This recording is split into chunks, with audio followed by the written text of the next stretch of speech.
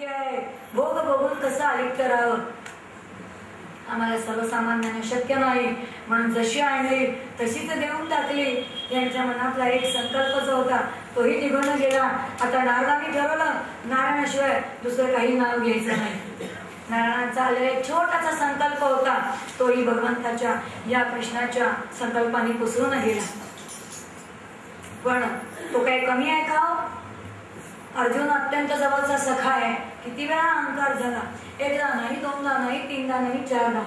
प्रत्येक वेळेला अर्जुनाच्या अहंकाराचं हनन जे आहे कोणी केलेलं आहे तर कृष्णाने केलेलं आहे. एकदा फार अहंकार झाला म्हणे, आणि तो म्हणजे कोणता? माझ्यासारखा दुसरा भक्त नाही. त्याच वेळेला याने एक रूप धारण केलं. हे रूप कोणतं होतं? त्या दिगंबर असा साधू, अंगावरती एकही वस्त्र नाही आणि कमरेला तलवार आहे, अशी लखलखती धार लावलेली धार अशी ती तलवार आहे. अर्जुनाने बघितलं साधू वेशामधला दिसतोय, अवधूत स्थितीमधला हा साधू, ह्याच्या ह्या तलवार काय करायची आहे? जरा जाऊन विचारलं की काय आहे म्हणून. जिज्ञासा जागृत झाली आणि म्हणून अर्जुन तिथे गेलेला आहे. वृद्धग्रस्त म्हणतोय की मला 4 हत्या करायचे, एक बाल हत्या करायचे, एक स्त्री हत्या करायचे, एक राजा हत्या करायचे आणि एक ब्रह्म हत्या करायचे. कारण का? तर हे चौघही स्वतःला फार मोठे भक्त म्हणून घेतात आणि माझ्या नावाला त्रास देतात. तो बाल हत्येमधला कोण आहे? तर ध्रुव आहे. स्त्री हत्येमधली द्रौपदी आहे. राजा हत्येमधला अर्जुन आहे आणि ब्रह्म हत्येमधला नारद आहे. एवढं ऐकलं आणि अर्जुन तिथून पळाला. आता काय जीव वाचवायला पळालाच हो. कळलं की स्वतःला फार मोठा भक्त समजत होतो, पण मी भक्त नाही. माझ्यापेक्षा काही श्रेष्ठ भक्त आहेत. कारण आम्ही जी उपासना केली, जे त्याचं स्तवन केलं ते सकामतेने केलं. हा बसलेला जो आहे दिगंबर तो निष्काम आहे. निष्काम उपासनेचं तेज काही विलक्षण आहे. आणि म्हणून अर्जुनाला कळलं, तो तिथून पळून गेला. दुसऱ्यांदा गर्व झाला की काय माझं विलक्षण आहे. माझ्यासारखी विरक्ती आजपर्यंत कुणाला नाही. मी स्वर्गामध्ये गेलो, बृहन्नल रूपामध्ये राहिलो, आजूबाजूला मेनका आहे, अप्सरा आहे, सगळ्या काही आहे, पण मला पुन्हाचा मोह पडला नाही. असं मनात आल्यानंतर एक दिवस कृष्णाने लीला केली. संध्याकाळची वेळ आहे आणि संध्याकाळच्या वेळेला कृष्ण अर्जुनाकडे आलेला आहे. अर्जुना फार कंटाळा आला रे, जरा चल आपण जरा उपवनामध्ये फिरायला जाऊया. आता कृष्णाची आज्ञा, अर्जुनाने पळायची तर कोणी? हे दोघं निघाले. कृष्ण म्हणतोय अर्जुना तू बस, मी सारथ्य करतो. सारथ्य कृष्णाने करायला सुरुवात केली आणि सुरुवात केल्यानंतर अर्जुन बसलेला आहे. एक काही काळानंतर उपवनामध्ये आले. उपवनामध्ये येऊन पोहोचल्यानंतर कृष्ण म्हणतो आता मी फारच थकलो रे, मी एका वृक्षाखाली आडवा पडतो. तू काय कर, ते या उपवनामध्ये जा आणि त्या उपवनाची शोभा बघून ये. बरं म्हणाला अर्जुन. कृष्ण एका झाडाखाली पहुडले. आपले दोन्ही हात आपल्या उशाखाली गेले, घेतले आणि शांतपणे पहुडले. अर्जुन आता कुठे गेलेला आहे? तो उपवनामध्ये गेलेला आहे. सुंदर असणारं ते उपवन, सुरेख वेली आहे, सुंदर वेली, पुष्कळ वृक्ष, सगळीकडे हिरवगार झाडं, सुंदर असणारा मध्ये एक सुंदर तळाव होतं त्या ठिकाणी. ती सगळी वनश्री बघितली आणि इतका सुखावून गेला अर्जुन, सगळं देहभान विसरला. फिरत फिरत सगळ्या फुलांचा सुगंध त्या ठिकाणी आहे, भुंगे त्या ठिकाणी आहेत, कोकिळा सुरेख स्वरामध्ये गातात, मोर त्या ठिकाणी आहेत. हे सगळं सौंदर्य बघत बघत हा कुठे गेला तर त्या मधल्या तळ्यापाशी गेला. तळ्यापाशी गेल्यानंतर तिथे सुंदर एक तरुणी बघितल्यानंतर तिने विचारलं आपण कोण? याने आपला परिचय दिला. तिने सांगितलं मी गंधर्व कन्या आहे. तिचं ते रूप बघितलं आणि विलक्षण अर्जुन तिच्या प्रेमामध्ये पडला. गांधर्व विवाह तिच्याशी यांनी केलेला आहे. आपल्या बोटातली अंगठी काढली आणि तिच्या बोटामध्ये यांनी घातली. काही वार्तालाप केला आणि मग ती स्वस्वरूपाने निघून गेली. त्याच्या लक्षात आला अरे मी तर कृष्णाच्या बरोबर आलेलो आहे आणि विसरलोच की तो तिथे विश्राम करतोय, लवकर लवकर जायला पाहिजे. म्हणून लगबगीने निघाला आणि लगबगीने कुठे आला तर कृष्ण जिथे पहुडले होते तिथे आला. बराच काळ गेलेला होता तोपर्यंत. सावकाश शांतपणे कृष्ण तिथे पहुडले. आता उठून बसले. अर्जुना जाऊन आलास का? हो. कसं आहे रे उपवन? अरे काय सुंदर आहे कृष्णा, आवडला का तुला? हो आवडला ना. काय काय झालं? हा सगळं सांगतोय, पण जे नेमकं सांगायचं ते सांगत नाहीये. कृष्ण मनात हसतायत. सांग बाबा, आता जाऊया आपण आपल्याकडे परत. खूप फिरलो आता, जरा विश्रांती झाली आणि आता आपण पुन्हा बसूया. म्हणून कृष्णाने आता पुन्हा काय केलं तर सारथ्यासाठी लगाम हातामध्ये घेतला. अर्जुन मागे बसलेला आहे आणि बसल्यानंतर कृष्ण पुन्हा विचारतोय, अरे त्या उपमानामध्ये तू काय काय केलंस? सांगितलं नाहीस. हा गप्पच आहे आणि ह्याच्या मनामध्ये आता चिंतन ते आहे. पुन्हा पुन्हा कृष्ण विचारतोय आणि विचारल्यानंतर क्षणकाळ याची नजर गेली तो जो लगाम धरलेला हातामध्ये ते बोट बघितलं आणि लक्षात आलं ज्या बोटात अंगठी घातली होती ते बोट याच नारायण. आता अर्जुन यांना शरण गेलं, म्हणाला चुकलो नारायण. आणि मग कृष्ण त्याला म्हणतोय, हा अहंकार झाला होता तुला की तिथे स्वर्गामध्ये गेल्यानंतर अप्सरांच्या रूपावरती बोललो नाही. का नाही बोललास रे? तेव्हा अंतःकरणामध्ये माझं सानिध्य होतं, लक्षात घे. तेव्हा तू संकटात होतास. जो जीव संकटामध्ये असतो ना त्याला भगवंताचं स्मरण असतं, पण जेव्हा सुखात असतो ना तेव्हा त्याला भगवंताचा विसर पडतो. आता फार सुखात होतास, माझा विसर पडला आणि म्हणून तुझं वैराग्य आता टिकलं नाही ना. गेलास तिच्या हरी, तिथे का नाही गेलास? कारण माझं स्मरण होतं आणि जिथे स्मरण होतं तिथे तू विषय काम करत नाही. अर्जुनाला जो अहंकार झाला होता की माझ्यासारखं वैराग्य माझ्याकडेच, हा सगळा अहंकार जो आहे, हा सगळा अहंकार या ठिकाणी अर्जुनाचा सुद्धा घालवलेला आहे. एक दिवस काय झालं म्हणे की पांडवांच्या युधिष्ठिराने एक व्रत केलं. ते व्रत कोणतं होतं तर एकादशी सारखं व्रत होतं. पौष महिन्यामध्ये व्रत करतात. त्या व्रताची सांगता कशी करायची तर व्रताची सांगता भल्या पहाटे सूर्योदयाला पाकसिद्धी करून ब्राह्मणांना भोजन घालायचं आणि करायची, असं व्रत करायचं ठरवलं. युधिष्ठिराने सगळं ते पांडवांनी व्रत केलं आणि व्रत केल्यानंतर दुसऱ्या दिवशी त्याची सांगता पौष महिन्यात करायची ठरली. आता दुसऱ्या दिवशी सकाळी व्रताची सांगता असल्यानंतर आदल्या दिवशी संध्याकाळी सूर्यास्त जेव्हा झाला त्यावेळेला युधिष्ठिराच्या म्हणजे धर्माच्या लक्षात आलं, अरे अरे काय मी मूर्ख, आजपर्यंत ज्या कृष्णाने मला इतकं सहाय्य केलं त्यालाच मी बोलवलं नाही, की त्याला आमंत्रणच नाही दिलं, आता काय करावं? आणि म्हणून पहिल्यांदा कोणाला बोलवलं तर अर्जुनाला बोलवलं. अर्जुना ये रे, जा आणि कृष्णाला बोलवून आणशील का? अर्जुन म्हणतो, दादा बरे आहात ना? अहो आपण असतो ना पुरामध्ये, हा द्वारकेमध्ये, मी रथाने जायचं म्हटलं तर कमीत कमी 2-4 दिवस, 2 दिवस जायला 2 दिवस जायला, उद्या सकाळी त्याला कसं काय आणू? शक्य नाही माझ्याच्यानं. अर्जुनाने आपली असहाय्यता जे प्रगट केलेली. नकुल सहदेवांना विचारलं, सगळ्यांना विचारलं, पण कोणी म्हटलं की शक्य नाही. आता युधिष्ठिर मनामध्ये नाकारलं, थोडेसे नाराज झाले. सगळ्यांना विचारलं पण भीमाला विचारलं नाही. युधिष्ठिराच्या मनामध्ये आहे हा असा अडदांड, ह्याचं शारीरिक बल जास्त हो. जिथे शारीरिक बल जास्त असतं ना तिथे बुद्धिबल जरा कमी असतं असं म्हणतात. आणि म्हणून युधिष्ठिराने त्याला विचारलं नाही. पण ही गोष्ट भीमाला कळली. भीम आता कुठे आलाय? युधिष्ठिराकडे आलाय. म्हणाले, काय दादा काय आहे? तुला सांगून काय उपयोग? सांगा तरी काय येते? जे अर्जुनाला शक्य नाही, जे नकुलाला शक्य नाही, जे सहदेवाला शक्य नाही, मला तर शक्यच नाही म्हणा. मग ते तुला काय शक्य होणार? तुला सांगून काय उपयोग? अरे सांगून तर बघ, माझ्या व्रताची उद्या सांगत आहे आणि सूर्योदयाला सगळ्या ब्राह्मणांना भोजन घालायचंय. त्याच्या अगोदर इच्छा आहे की कोणाचं पूजन करावं तर श्रीकृष्णाचं पूजन करावं. पण ते आता कसं काय शक्य व्हावं? कारण मीच मोड, मी त्याला आमंत्रण दिलेलं नाही. काय करू? एवढंच ना, ठीक आहे मी आणतो. तू आणशील? हो आणीन ना.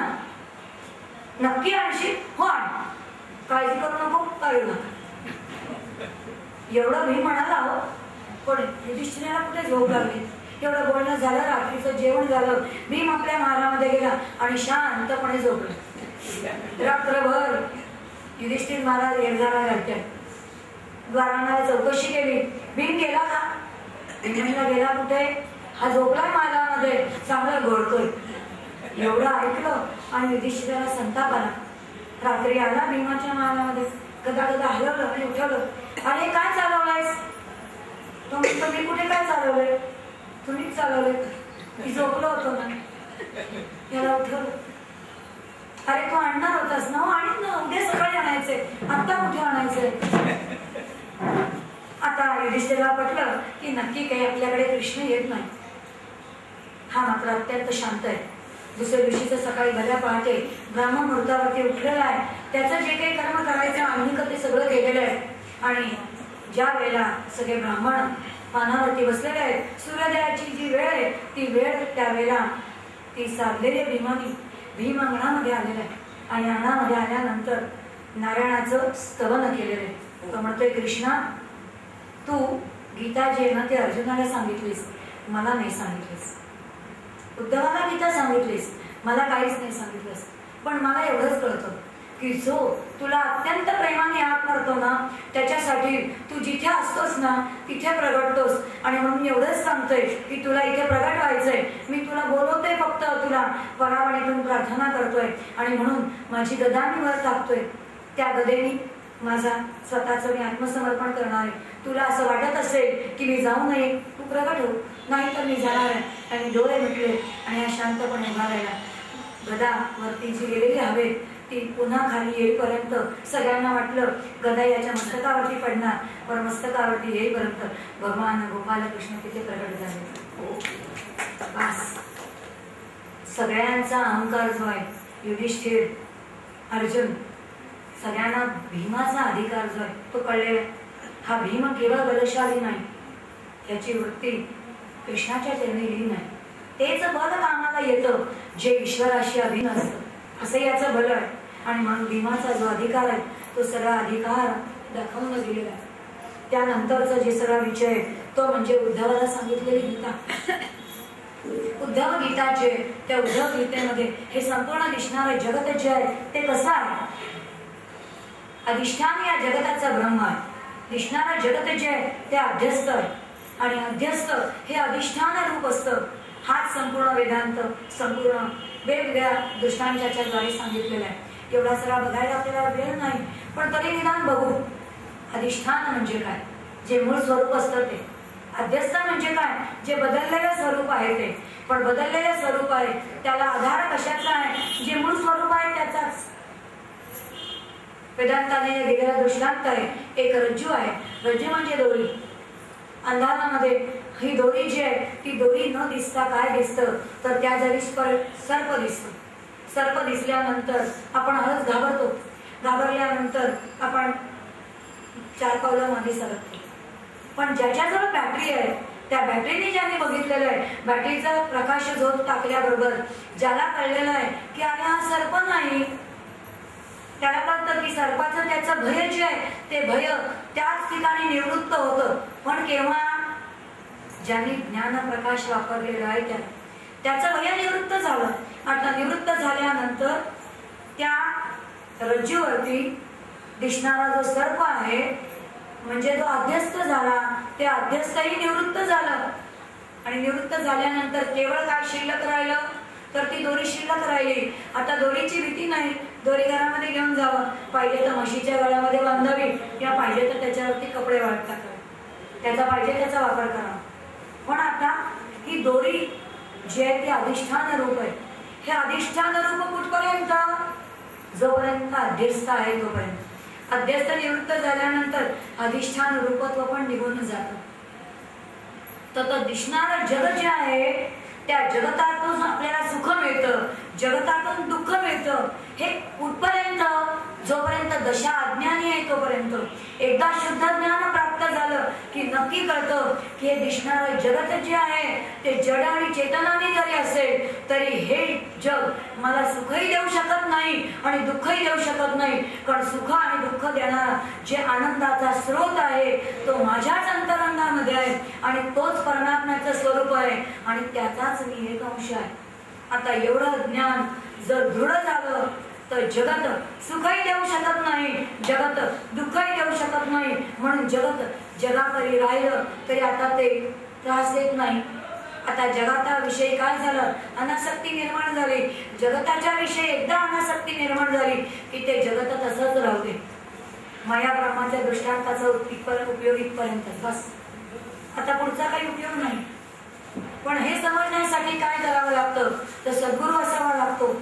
आणि सद्गुरू शिवाय हे काहीच कळत नाही ना. आणि म्हणून सद्गुरूंची माहिती येते. सद्गुरूंचं कार्य काय हे सांगण्यासाठी जी कथा येते ती नारदांची कथा आहे. तेवढी बघू. सद्गुरूंची माहिती सांगणारी कथा आहे. द्वारकाधीशाच्या दरबारामध्ये झालेली, इथेच घडलेली कथा. या द्वारकेमध्ये पाहू आपण. एक दिवस असं घडलं म्हणे, द्वारकेमध्ये एक कलाकार होता. अत्यंत दरिद्री, काही धन नाही, काही नाही, असा निर्धन असणारा, चिरदारिद्र्य असा आहे. असं चिरदारिद्र्य असा असणारा तो सगळ्यांना विचारतोय, काय करू म्हणजे मला 4 पैसे मिळतील, माझं जीवन जे आहे ते सुखावह जाईल.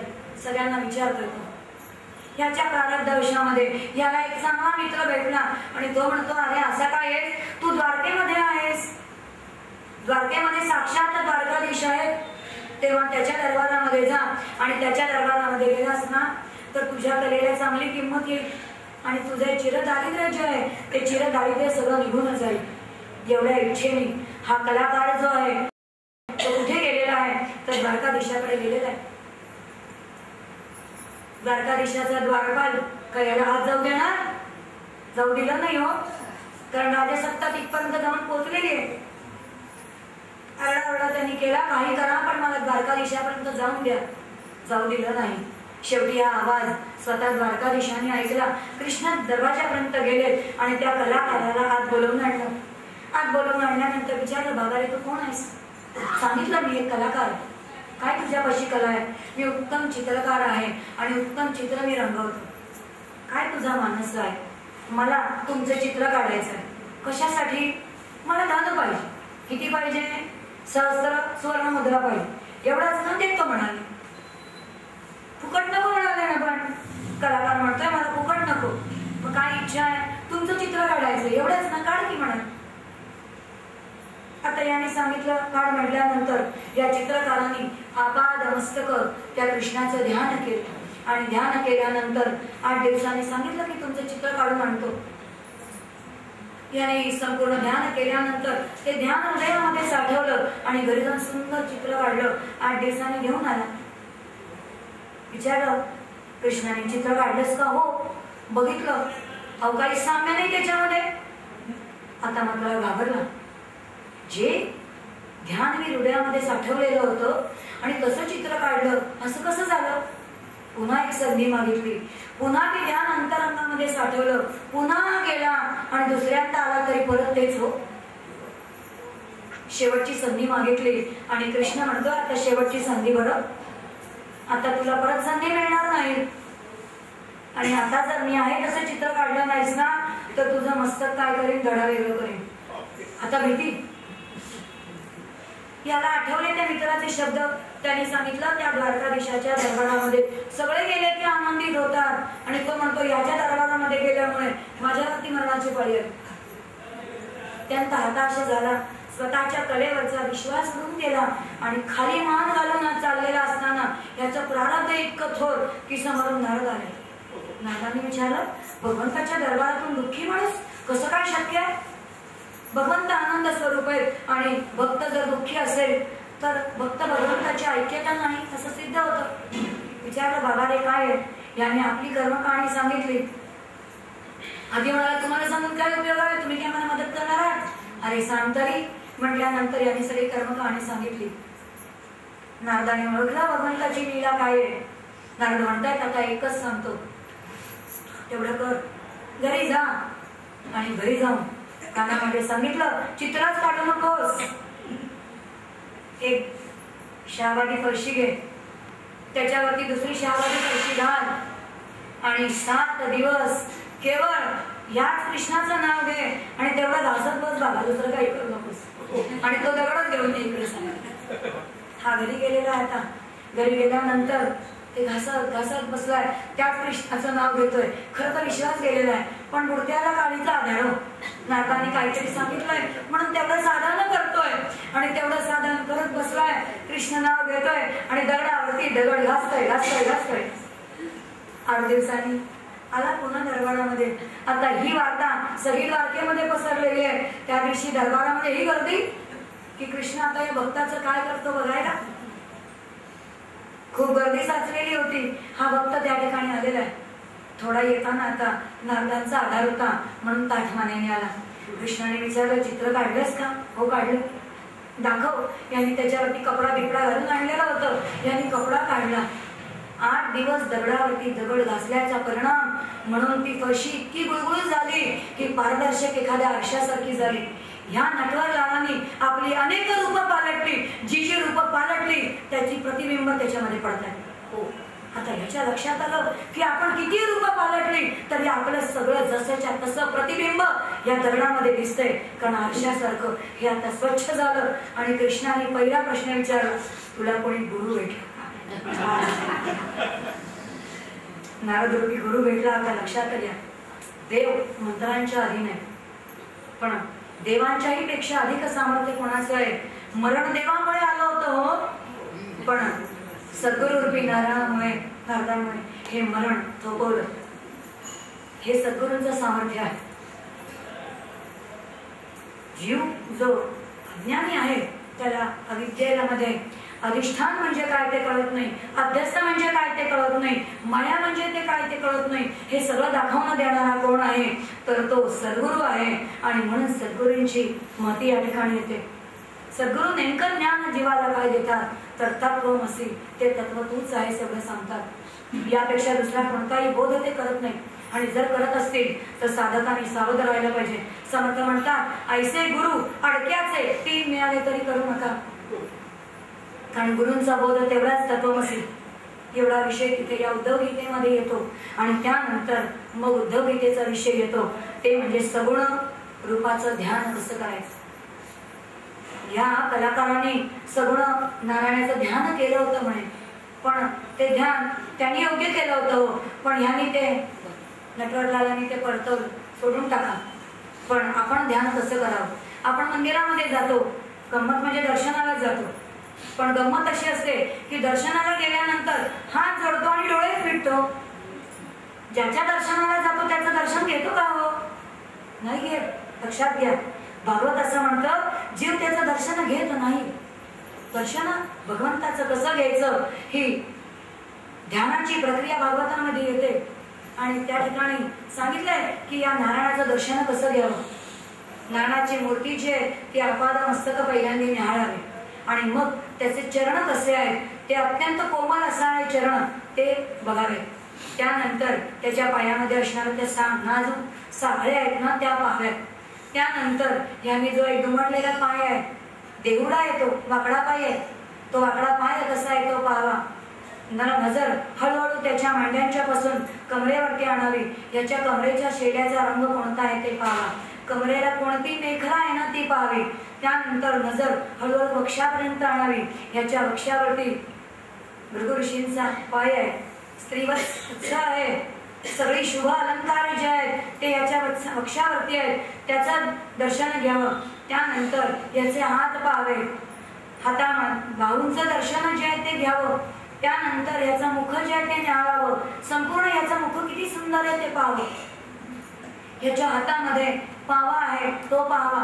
हे सगळं याचं दर्शन घेतल्यानंतर मुखावरती दृष्टी जी आहे ती स्थिर करावी आणि मग चिंतन करावं.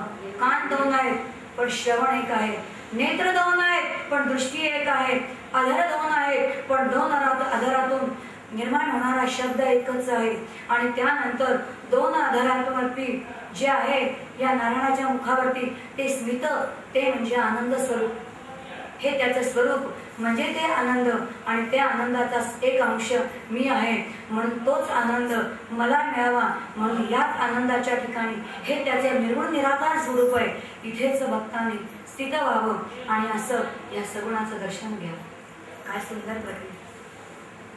देवातल्या मूर्तीचं दर्शन कसं घ्यावं हे भागवत आपल्याला सांगतं.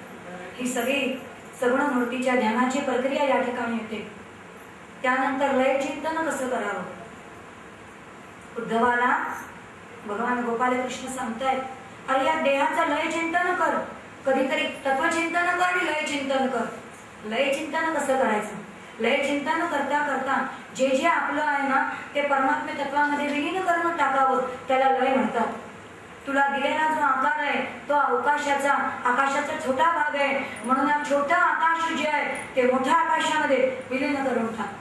त्यानंतर येणारं वायुरूप तत्व, जो श्वास तू घेतोयस ना तो श्वास, ते तुझे प्राण आणि 5 उपप्राण हे मोठ्या वायूमध्ये विलीन करून टाक. त्यानंतर जलतत्व, या उपाधीमध्ये जे जे काही द्रवरूप आहे, मग ते मूत्र असू दे, ते रक्त असू दे, रस असू दे, हे सगळं जलतत्वामध्ये लीन करून टाक.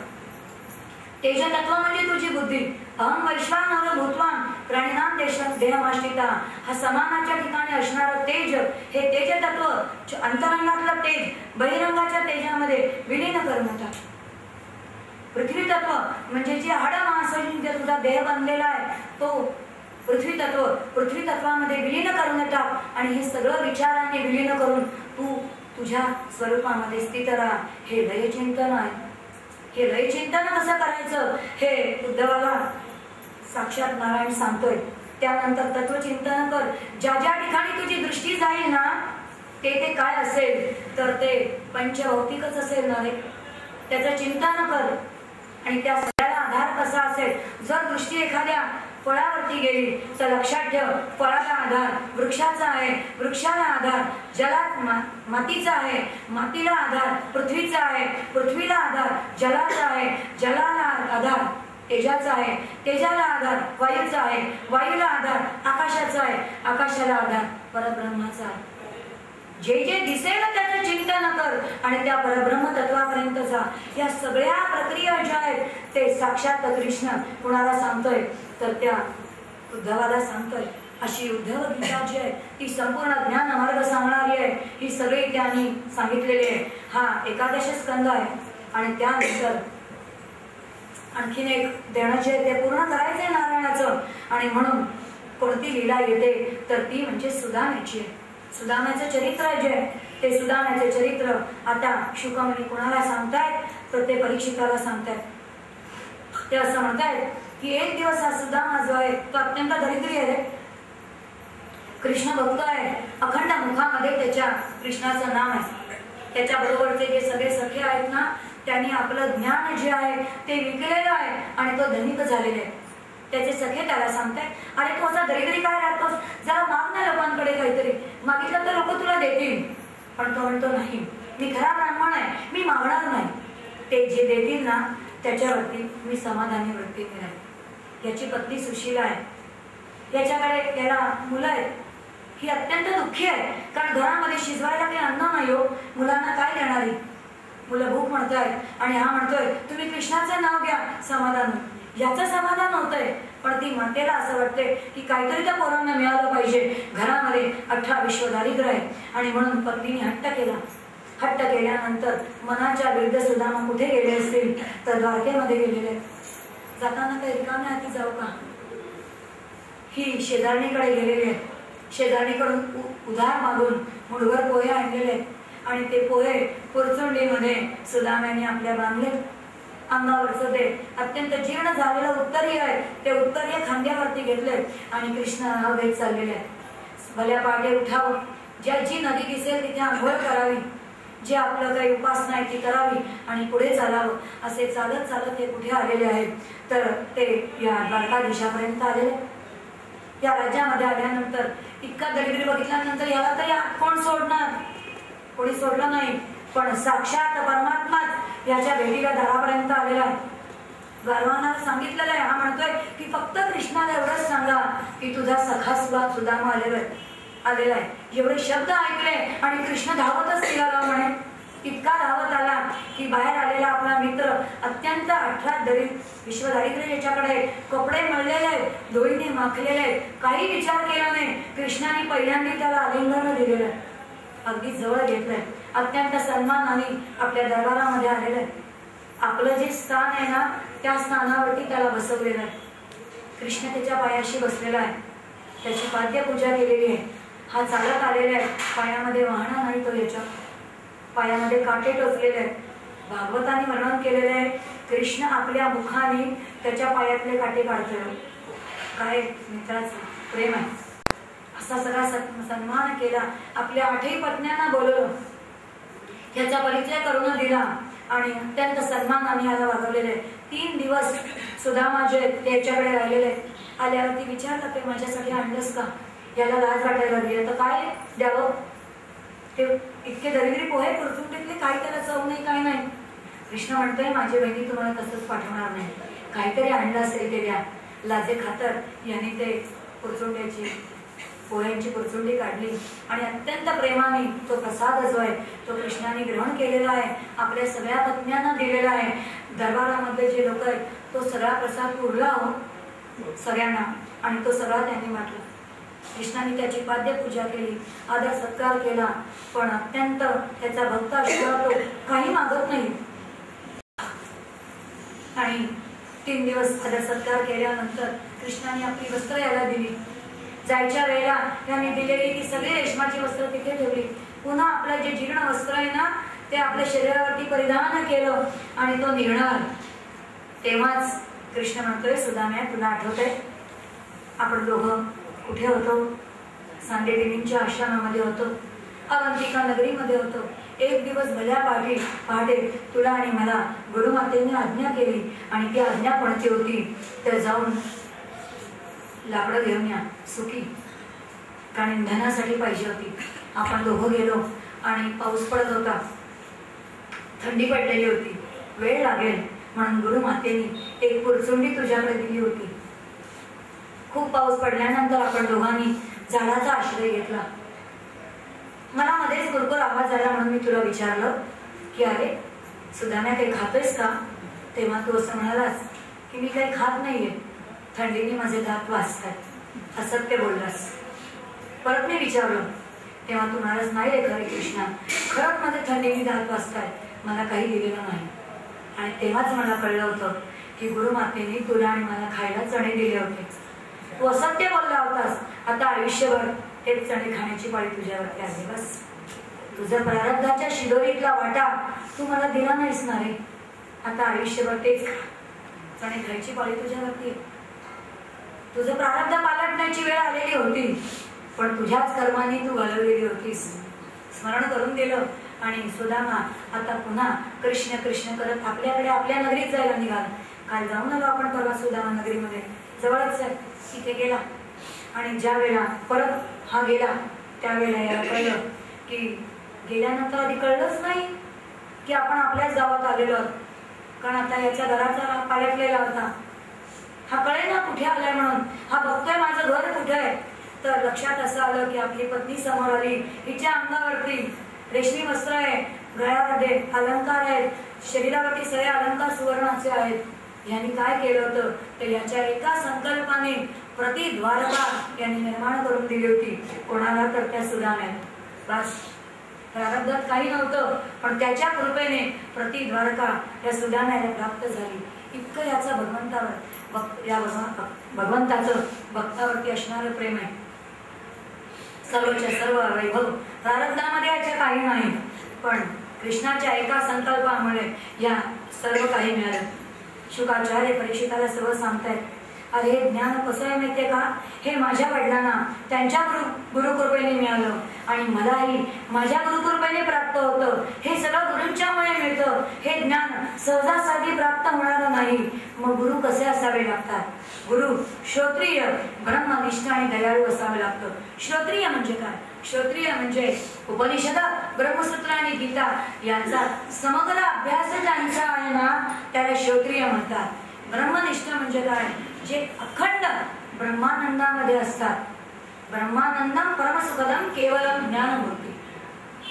ब्रह्मानंदामध्ये असणारे, ज्ञान स्वरूप असणारे असे कोण असतात तर ते सद्गुरू असतात. आणि दयाळू म्हणजे जी अवस्था त्यांना प्राप्त झालेली आहे ती सगळ्यांना प्राप्त व्हावी म्हणून प्रयत्न करणारे ते असतात. असे जे असतात ना त्यांना सद्गुरू म्हणतात.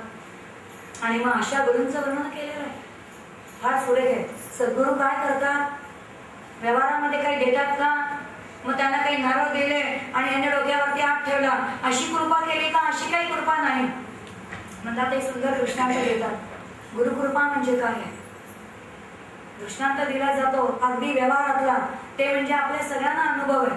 आपल्या सगळ्यांकडे काही धन आहे, आपल्या सगळ्यांकडे काही दागिने आहेत. मला खात्री आहे कृष्णाची कथा ऐकायला आलेलो, द्वारकेमध्ये आलेलो, पण तरी सुद्धा तो माझ्या धनाचं रक्षण करेल की नाही व्यवहारामध्ये माहीत नाही. आणि म्हणून सगळे दागिने कुठे ठेवून आलेलो? बँकेमध्ये, लॉकरमध्ये ठेवले. बँकेमधला लॉकर माझा आहे, किल्ली माझी आहे, त्या लॉकरचे पैसे माझे आहेत, मला द्यायला लागतात बरं का. काही सगळं आहे, पण ते पाहिजे तेव्हा मला मिळतात का? नाही. रविवारी जा, बँकेमध्ये काही मिळत नाही. बँकेचा लॉकर जर उघडायचा असेल तर ती मास्टर की ज्याच्या जवळ आहे त्यांनी ती लावावी लागते. त्यानंतर आपली किल्ली लावणं आणि मग त्यांनी ती कळ फिरवल्यानंतर आपलेच दागिने आपल्याला प्राप्त होणं, हे जसं आहे तेच सद्गुरू करतात. प्रत्येक जीवाच्या अंतरंगामध्ये असणारा जो आनंदाचा स्रोत सद्गुरू त्यांच्या किल्लीने ते फिरवतात आणि तेवढी उघडली की त्या जीवाला आनंदाची प्राप्ती होते. आता तो आनंद असतो दुसरा काही करतो बस, पण ती कळ त्यांनी फिरवावी लागते. नरेंद्राला जेव्हा अनुभव आला, विवेकानंद म्हणतात रामकृष्ण परमहंसांना काय विलक्षण आनंद समाधीचा आहे हो, आता मी हाच उपभोगतो. रामकृष्ण म्हणाले नाही, ती किल्ली माझ्याकडे आहे, मी फिरवणार आहे. तो किती वेळ द्यायचा, केव्हा द्यायचा माझ्या हातात आहे. तुझी हाडं काम करते, लक्षात घे. तो केव्हा मिळायचा, काय मिळायचा, हे सगळं त्यांच्या स्वाधीन. आणि म्हणून गुरुकृपेशिवाय काहीच प्राप्त होणार नाही. आणि हे ज्ञान मला सगळं शुकमुनी सांगतायत की माझ्या गुरुमुळे मला मिळालं. आणि यांची गुरु कोण आहे तर ती साक्षात राधा आहे, लक्षात घ्या. एक दिवस आधीच्या जन्मातली कथा आहे की फिरतायत आणि भागवतातले श्लोक कानी पडले आणि अगदी इतका सुंदर भक्तीचा ग्रंथ कोणी निर्माण केला. आणि मग कळलं की आपल्याच वडिलांनी केला. आणि मग शुकमुनी वडिलांना आले शरण आणि मग साष्टांग नमस्कार घातल्या व्यासांना, या ग्रंथ तुम्ही मला सांगा. आणि मग व्यासांनी तो शुकमुनींना सांगितलं. शरण गेल्याशिवाय सांगितलं नाही बरं. त्यांना सुद्धा पुत्र असला तरी सुद्धा शरण यावा लागतो. आणि त्याचाही आम बाजूला गेल्याशिवाय काय ज्ञान तिथे अंतरंगामध्ये रुजणार. भरलेली पिशवी नेल्यानंतर बाजारात भजी येत नाही हो, ते रिकामी पाहिजे तर आत काहीतरी भरता येतं. तसे शुकमुनी जेव्हा व्यासांना शरण आले तेव्हा हे सगळं ज्ञान सांगितलेलं आहे. आणि मग पुढे कथा सांगतायत की यादव कुळाचा मूळ पुरुष, त्याचा संकल्प आता असा आहे की आपल्याच कुळाचा संहार करायचा, आपल्या कुळाचा संहार करणं हा त्याचा सत्संकल्प आहे. आणि म्हणून एक दिवस जांबवंतीचा हा पुत्र जो सांब आहे आपल्या मित्रांच्या बरोबर एका ऋषींच्या आश्रमामध्ये गेलेला आहे. सगळ्या मित्रांनी म्हणून ठरवलं जरा ऋषींची थट्टा करूया. ऋषींची थट्टा करणं योग्य नाही, पण हे करतायत. आणि सगळ्या मित्रांनी त्या सांबाच्या पोटाला काही लुगड्याच्या गड्या बांधल्या. त्याला गरोदर स्त्री वाचवलं आणि विचारलं याला काय होणार. ऋषींनी नेत्र मिटलेले आहेत आणि ते म्हणतायत हा यादव पुरुष आहे, मला माहिती आहे. हा काय करेल तर हा एक मुसळ प्रसवेल आणि हेच मुसळ यादवांच्या संहाराला कारण होईल. एवढी शापवाणी मुखातून बाहेर पडली आणि हा सांब अत्यंत घाबरला. हे मुसळ यांनी नेऊन कोणाला दिलं असेल तर उग्रसेन राजाला दिलेलं आहे. उग्रसेनाने काय केलं असेल तर ते सगळं चूर्ण त्याचं केलं आणि चूर्ण करून समुद्रामध्ये टाकलं. पण समुद्रामध्ये टाकलेले बारीक बारीक ते चूर्णाचे जे कोण होते ते सागराच्या लाटेबरोबर कुठे आले ते या द्वारकेच्या बाजूला जो सागर किनारा आहे तिथे आलं. आणि इथे या चूर्णाच्या पासून काय उगवलं तर मुंज नावाचं गवत जे आहे, ज्याची पाती अत्यंत तलवारासारखी धारदार आहे, असं हे गवत या ठिकाणी उगवलं. आणि मग काय झालं म्हणे की उरलेला एक छोटासा जो तुकडा होता, आता सगळं चूर्ण केलं पण पूर्ण झालं नाही होतं त्याचं चूर्ण. तो तुकडा एक लोखंडाचा उरलेला होता, तो जसाच्या तसा या उग्रसेन महाराजांनी काय केलं तर तो समुद्रामध्ये टाकला. समुद्रामध्ये टाकल्यानंतर तो लाकडा लोखंडाचा तुकडा नेमका एका माशाने गिळला. माशाने गिळल्यानंतर तो मासा कोणाला मिळाला तर जरा नावाच्या एका पारध्याला मिळाला. या पारध्याने तो आपल्या घरी आणून ठेवला. जेव्हा कधी बाण बनवायचा असेल तर त्याचा वापर करूया, त्याला चांगली धार लावू आणि धारदार बाण बनवू असं यांनी ठरवलं. आणि तो लोखंडाचा तुकडा या कोणाकडे आहे तर जरा पारध्याकडे. आता काही यादव जे आहेत ते यादवांनी काय केलं असेल तर आपापसामध्ये युद्ध केलं आणि युद्धामध्ये अनेक यादवांचा संहार झाला. काही यादव राहिले होते ते या मुंज गवतामध्ये शिरले आणि त्या धारदार पारध्यामुळे त्यांचाही अंत झाला. सगळे यादव जे आहेत ते आता हळूहळू नाश व्हायला लागलेले बघितलेले. इथपर्यंतच या भगवान कृष्णाचं वय किती आहे? 135 वर्ष आयुष्य.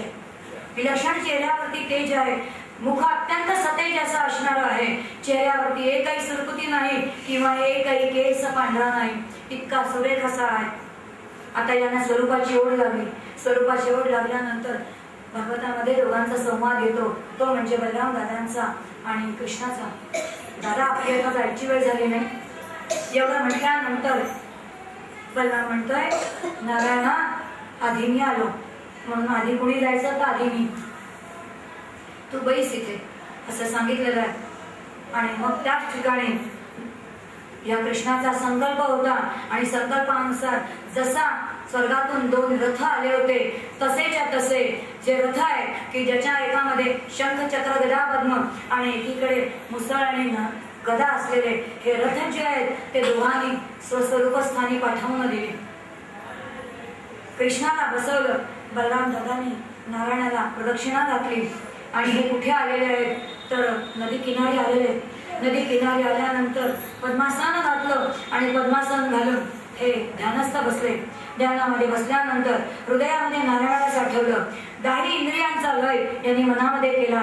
मनाचा लय जो आहे तो बुद्धीमध्ये केला. बुद्धीचा लय त्यांनी प्राणशक्तीमध्ये केला आणि प्राणशक्तीचा लय त्यांनी आत्म्यामध्ये केला आणि ह्याच आत्मस्वरूपाचा लय त्यांनी नारायणामध्ये केला.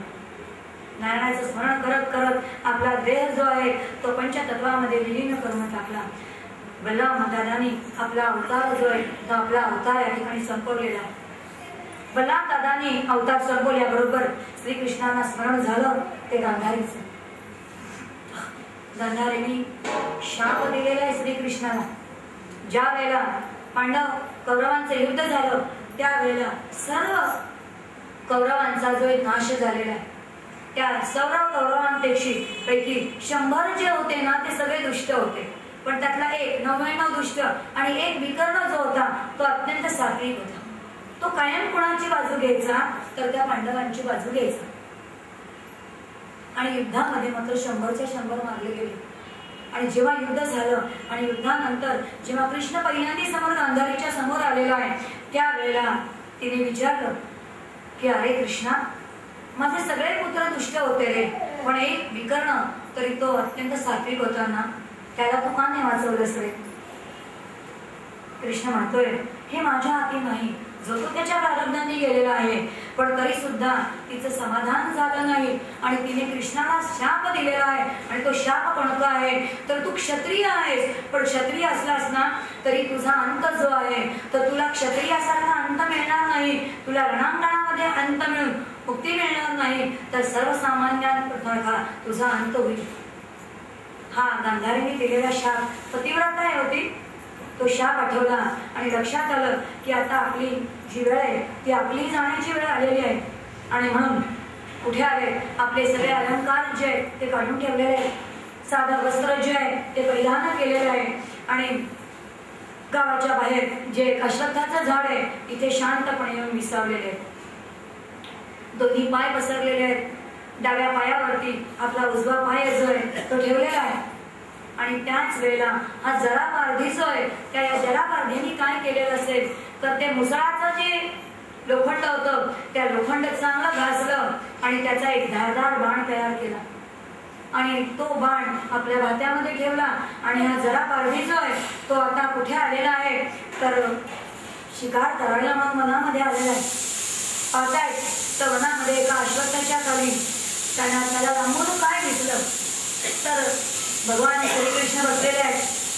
यांचा उजव्या पायाचा अंगठा जो आहे तो इतका सुंदर चरणकमल आहे की दुरून त्याला असं वाटलं की एखादं हे हरणाचं मुख असावं आणि तो अंगठा म्हणजे काय असावं तर ते मृग नेत्र असावे आणि मृगाचं नेत्र असं समजून त्यांनी बरोबर वेद जो आहे तो त्या दृष्टीने आपला बाण जो आहे तो बाण सोडला आणि हरिणाक्षाचा वेद घेतला असं त्याला वाटलंय आणि जवळ येऊन पाहतो तो काय तर साक्षात नारायण भगवान श्रीकृष्ण तिथे बसलेले अत्यंत पश्चाताप त्याला झाला आपल्या अश्रूंचा अभिषेक त्यांनी त्याच्या पापा चरणांवरती केलेला आहे पाप निवृत्ती याची झालेली आहे कृष्ण म्हणतात काळजी करू नको यांनी प्रदक्षिणा घातलेली आहे त्या नारायणाच्या भोवती नारायणाने यांना मृत्यू दिलेला आहे मुक्ती प्रदान केलेली आहे आणि मुक्ती प्रदान केल्यानंतर यांनी आपला देह जो आहे तो कृष्णाला समर्पित केलेला आहे ही सगळी बातमी कोणाला कळली तर कृष्णाचा जो सारथी आहे तो दारूक आहे आजपर्यंत तो त्याच्याशिवाय कधी राहिलेला नाहीये आणि आज नेमका हा बाहेर गेला तेवढी वेळ या कृष्णाने साधली आणि हा या वनामध्ये आलेला आहे दारू आणि शोध घेत हा दारू कुठे आलेला आहे या अश्वत्था वृक्षाच्या खाली आलेला आहे भगवंताची ती दैत्यच्या बाण अशी मूर्ती बघितली त्यांनी आणि पायाला लागलेला बाण बघितला सगळं उमजून आलं बडबडून आलं हा स्वतःला दोष द्यायला लागला त्यावेळेला नारायण याला आज्ञा केलेली आहे दुःख करू नकोस द्वारकेमध्ये जा इथं यादवांचा संवाद झालेलाच आहे बलराम दादांचं निर्माण झालेलं आहे आणि माझ्या ज्या सगळ्या स्त्रिया आहेत त्यांना सांगा की आता तुम्ही स्वधामामध्ये तुम्ही पण यावं संपूर्ण 7 दिवसामध्ये ही द्वारका जी आहे ती जलमय होऊन जाईल आणि हे माझं सगळं वैभव जे आहे ते कुठे जाईल तर या पाण्याच्या खाली सगळं जाईल तुम्ही सगळे कुठे जा तर अर्जुनाच्या आश्रयाला जा असं दारुकाला सांगितलं आणि त्याप्रमाणे दारुक कुठे गेलेला आहे तर अर्जुनाकडे आलेला आहे श्रीकृष्ण जे आहेत ते आता या ठिकाणी शांतपणे पहुडलेले आहेत दारुण द्वारकेमध्ये पोहोचला ब्रह्मदेव सर्व ऋषी शिव पार्वती सगळेजण कुठे आले तर ज्या ठिकाणी भगवंत शांतपणे पहुडलेले आहेत त्या अश्वत्थ वृक्षाच्या खाली आलेले आहेत सर्वांनी आपल्या हातातून पुष्प आणलेली आहेत ही पुष्पवृष्टी या कृष्णावरती केलेली आहे भगवंतांनी शांतपणे नेत्र मिटले सतेज सगळं शरीर जे आहे ते अत्यंत तेज आहे आणि सशरीर निज धामामध्ये प्रवेश केला त्यांच्या पाठोपाठ या मृत्यू तलावावरती असणारं सत्य धर्म स्थैर्य धैर्य कीर्ती लक्ष्मी साराच्या सारं भूलोकातून कुठे परतलेलं आहे तर ते स्वर्गामध्ये गेलेलं आहे ते समजतात जेव्हा कळलं तेव्हा देवकी आणि वसुदेव जे आहेत त्यांनी आपले देह समर्पित केलेले आहेत रुक्मिणीचा याच्या 8 पट्टर राण्या आणि त्याचबरोबर सगळ्या असणाऱ्या सगळ्यांनी अग्नीमध्ये प्रवेश केला बरं तो भागवत सांगतो कुणीही राहिलं संपूर्ण यादव कुळाचा सन्मान करणं हे याचं कार्यच आहे हे सर्वच्या सर्व संपूर्ण यादव कुळाचा सन्मान यांनी केला आणि ह्या यादव कुळाचा पुरुष जो आहे स्वतःच कुठे गेला तर निजधामाला गेला पांडवे निजधामाला गेले आणि आता राज्य कुणाकडे आलं तर परीक्षितीकडे आलं आणि असा परीक्षित ही सगळी कथा शुक मुनींच्या मुखात म्हणतोय हे सगळं यानंतर परीक्षित म्हणतोय मुने 7 दिवस संपले मला माहितीये की आता कथा थोडी राहिलेली आहे माझी पूर्ण मनाची तयारी झालेली तरी पण शुक मुनी म्हणतात अरे बाबा थांब तुला अजून पुढची आणखी एक महत्वाची कथा आहे आणि ती म्हणजे मार्कंडेय आख्यान जोपर्यंत मार्कंडेय आख्यान ऐकत नाही तोपर्यंत संपूर्ण भागवत जे आहे ते श्रवण केले असं होत नाही ते मार्कंडेयाचे जे आख्यान आहे ते मी तुला ऐकवतो आणि शुक मुनींनी सांगायला सुरुवात केली मृगुंड नावाचे एक ऋषी होते या मृगुंड ऋषींचा पुत्र जो आहे ना तो मार्कंडेय अत्यंत सात्विक आहे त्यांनी किती कल्प तप केलं 6 कल्प लक्षात घ्या 6 कल्प एक कल्प म्हणजे 432 कोटी वर्ष अशी 6 कल्प त्यांनी तप केलं आणि नित्य समाधीमध्ये असणारे ते एक दिवस असं झालं की नारायण साक्षात त्यांच्या समोर येऊन उभा राहिला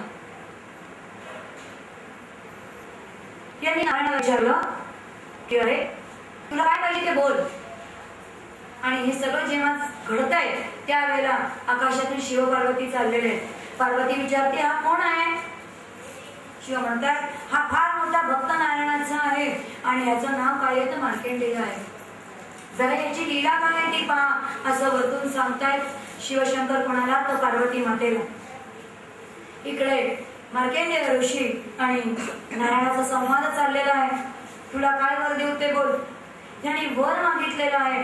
आणि तो वर काय मागितलेला आहे की हे नारायण असं म्हणतात, तुझी माया फार भयंकर आहे रे. त्या मायेचं स्वरूप काय आहे ना, ती मायाच मला बघायची. ज्या मायेला सगळे घाबरतात ती माया बघायची असं या मार्कंडेय ऋषींनी सांगितल्या. बरोबर संकल्प ह्याचा झाला आणि नारायणाच्या संकल्पाबरोबर प्रचंड असा महापूर निर्माण झाला. प्रचंड लाटा त्या ठिकाणी यायला लागला. हाहाकार माजला. प्रचंड वेगाने वादळ झालं. वारे व्हायला लागले. आकाशामध्ये विजा चमकायला लागल्या. आणि हे सगळं संपूर्ण या पृथ्वीचा संहार चाललेला तो बघतोय. आणि या सगळ्या संहारामध्ये प्रचंड लाटा आहे, पाणी प्रचंड वाहतंय. सगळं पृथ्वी जशी आहे ती सगळी जण काही जलमय होतीये. आणि सगळं हे ब्रह्मांड जे आहे या ब्रह्मांडाचं व्यापकत्व यांनी पाहिलं. आणि हे सगळं व्यापक होत असताना याच्या लक्षात आलं की आपला श्वास जो आहे तो संतलयित चाललेला आहे. आणि क्षणामध्ये श्वासाकडे लक्ष जाता जाता बाहेर बघावं तर भगवंताची सगळी ही त्याची माया बघावी. आणि बघता बघता नजर कुठे गेली तर ईशान्य दिशेला गेली. आणि तिकडे एक वृक्ष बघितला, अश्वत्थ वृक्ष आहे. त्या अश्वत्थ वृक्षावरती अश्वत्थाचं छोटस एक दुमडलेलं पान, त्या पानाचा द्रोण झालेला होता.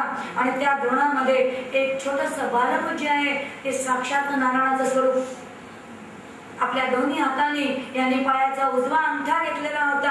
आणि उजवा अंगठा तोंडात धरून ते बालक चोखत होतं. आणि ते अत्यंत गोजीरवाणं असं ते रूप त्यांनी बघितलं.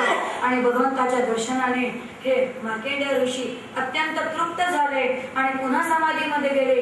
ही सगळी लीला जी होती मायेचं दर्शन हे सगळं निघूनच गेलं. चेहऱ्यावरती इतकं विलक्षण तपाचं तेज आहे की ते तेज जे आहे ते शिव पार्वतीने बघितलं. आणि शिव सांगतायत हा अत्यंत श्रेष्ठ असा भगवत भक्त आहे. पार्वती माता म्हणते मला यांचं दर्शन घ्यायचंय.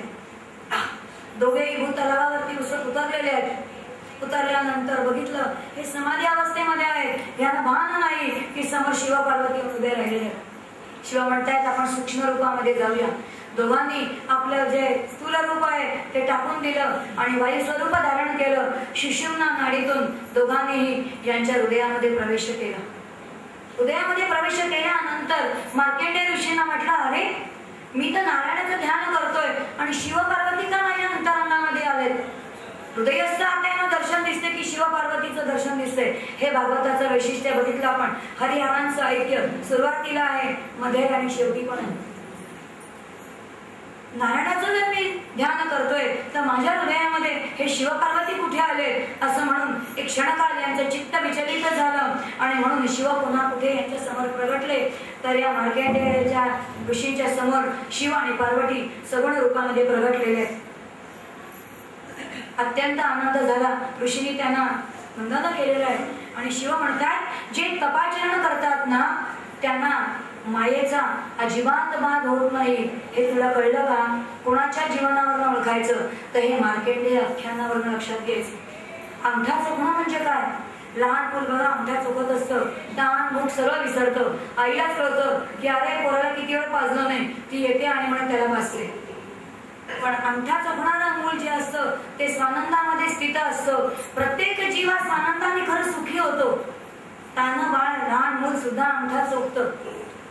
पण त्याला विषयांची गोडी कोण लावतं? मधाचं गोड चाखवायचं, दुधाची गोडी चाखवायची, मग नंतर आणखी काय काय चाखवायचं, मग त्याच्या डोक्यावरती रंगीत खेळणं बांधायचं. आणि स्वस्वरूपामध्ये स्थित झालेल्या त्या जीवाला विषयामध्ये कोण अडकवतं तर जन्मदाते आईबाप चढतं. लक्षात. आणि ह्या विषयामध्ये अडकवल्यानंतर मग संसारामध्ये ते अडकवलेले पोराने तसेच अडकवतात.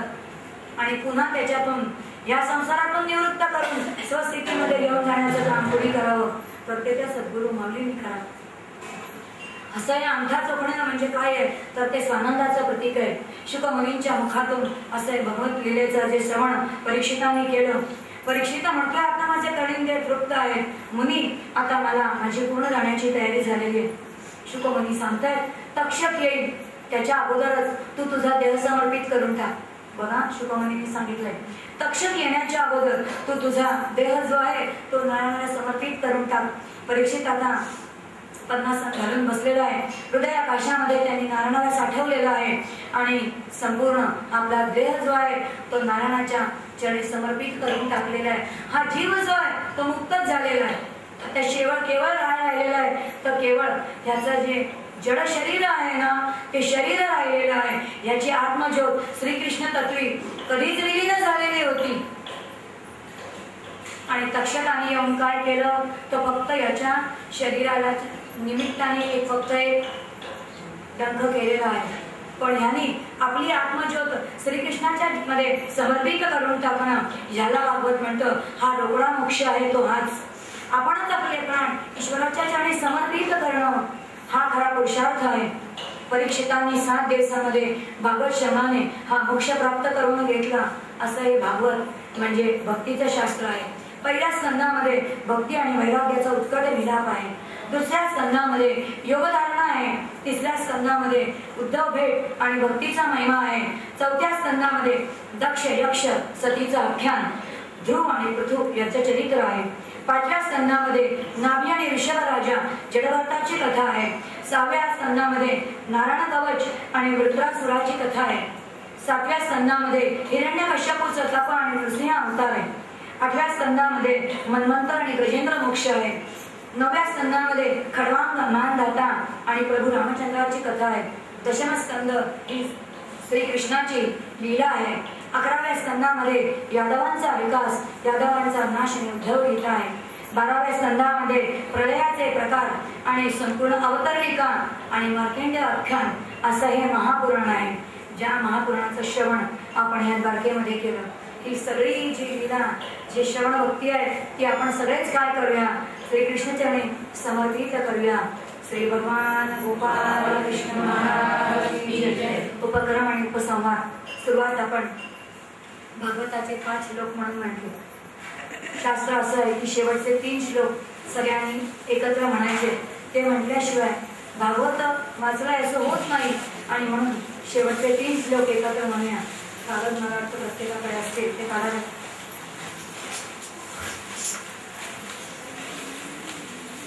प्रभो नाम संकीर्तनं यस्य सर्व पाप प्रणाशनं प्रणामो दुःखशमनं तं नमामि हरिं पदं. भवे भवे यथा भक्ति पादयोस्तव जायते तदा पुरुषदेवेश नाथस्त्वं नो यथा प्रभो नाम संकीर्तन. ओके सीखे बस. गुरुनाथ महाराज